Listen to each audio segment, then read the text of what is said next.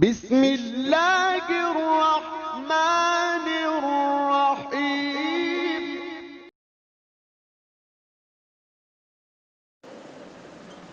بسم اللہ الرحمن الرحیم۔ سوال کیا گیا ہے کہ گھوڑے کا گوشت تو حلال ہے یا نہیں۔ اسی طریقے سے سننے میں ایسا آیا ہے کہ 2 کھر والے یا 1 کھر والے جانور، ان میں بھی کوئی حلال ہوتا ہے، کوئی حرام، رہنمائی فرمائیں۔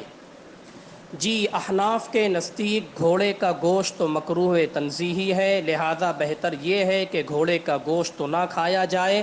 نیز جانوروں یا پرندوں کے حلال حرام کا دار و مدار کھر پر نہیں ہے، بلکہ اس کی پہچان یہ ہے کہ جو جانور یا پرندے چیر پھاڑ کر کھاتے ہیں یا اپنے پنجوں اور دانتوں سے شکار کرتے ہیں یا صرف نجس اور مردار چیزیں کھاتے ہیں یا جن میں بالکل بھی خون نہیں ہوتا، ایسے جانور اور پرندوں کا گوشت تو حرام ہے۔ اس کے علاوہ دیگر کا گوشت تو حلال ہے، خواہ وہ کتنے ہی کھر والے ہوں۔